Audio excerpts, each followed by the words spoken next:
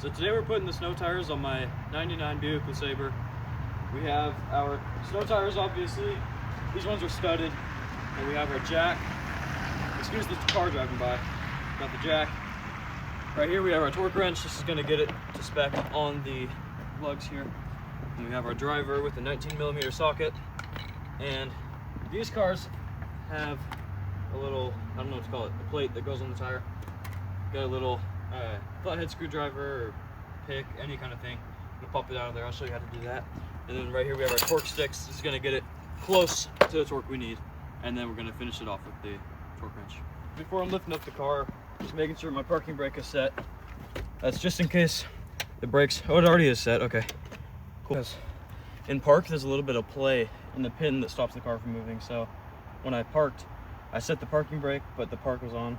So that pin didn't get to where it was resting yet. So when I took off the parking brake, it found its resting place. Kind of worried me a little bit.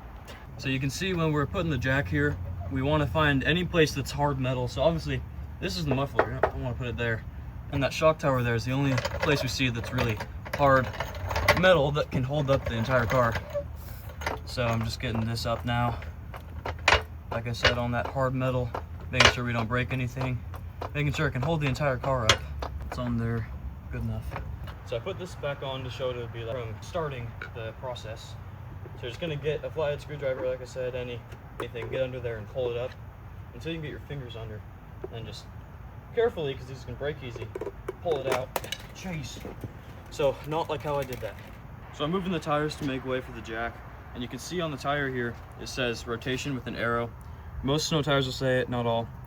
So with this arrow pointing forward, we're gonna take it to the right side. So I'm just moving these where they need to go.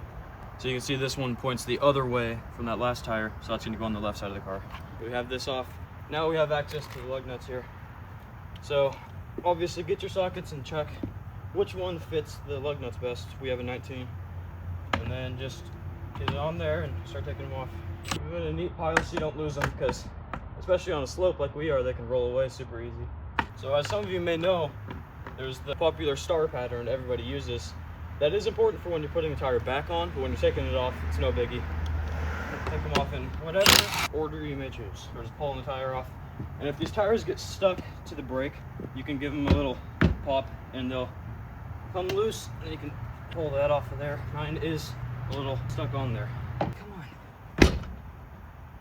There we go. So after fighting with it forever, we finally got that off. And now we're just gonna check one more time this tire, check the rotation. It is going forward with the car, so this is correct for this rear tire here. So I'm gonna get the one that fits for my car and line that up. So when I get this onto the drum here, I like to pull it up onto my knee to get the weight off of it, and then set it on, and now I can line it up easy. So with these, you can tell which one has been used before. That's the one you want to go to. So close. You got it. These tires are so heavy. So once this is on, it's completely normal to struggle. Currently red in the face. You like to get one lug on there so it won't come off. And then you have to redo that process that sucks so much.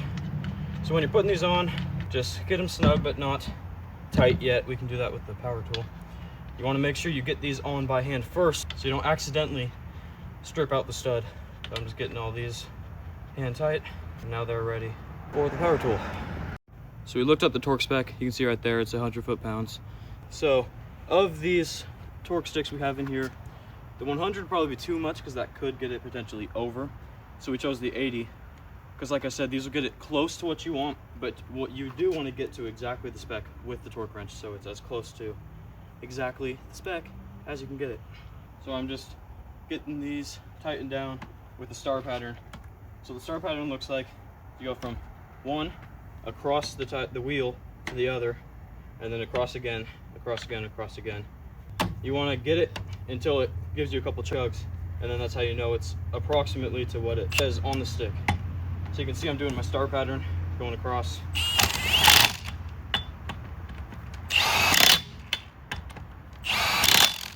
So that should be, sometimes you want to hit this first one again a little bit. So that should be as close as we can get with the power tool, and then we'll get the torque wrench for a more accurate spec or whatever. So you can see on here it shows the foot-pounds I'm going all the way up to 100. That's exactly 100 there. So now, take this same star pattern like we used before, and one like this, when you get it to the right torque, it's gonna click. You'll hear that in a second. Some of them are digital one, and they'll have a little screen up here that will turn green once you're at your torque.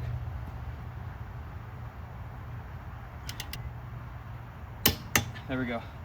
A little bit further from what we wanted because we were using an 80-pound torque stick. So it's gonna take a little bit just to get it all the way down. That one's good, and it go across. So that was, I don't know what I'm saying right now. What am I doing?